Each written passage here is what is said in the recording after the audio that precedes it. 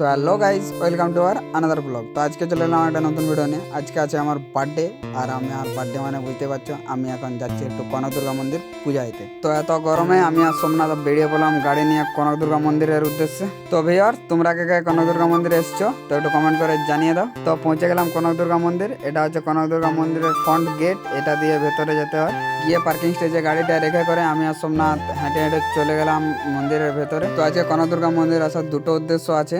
তো তোমরা সবাই জানো রিসেন্ট আমি একটা ক্যামেরা কিনেছি, তো ওই ক্যামেরাটার পুজো দেবো। আজকে আছে আবার আমার বার্থডে, দুটো কাজই একসাথে হয়ে যাবে। তো এত কথা বলতে বলতে আমরা ঢুকে গেলাম কনক দুর্গা মন্দিরে। তো এটা হচ্ছে সেই ঐতিহাসিক মন্দির। তো ভিউয়ার্স, যারা যারা এখন এই কনক দুর্গা মন্দিরটি ঘুরে আসুন একবারও, তো একবার হলো ঘুরে আসতে পারো। খুব সুন্দর জায়গাটি, আমাকে তো একান্তভাবে খুবই ভালো লেগেছে।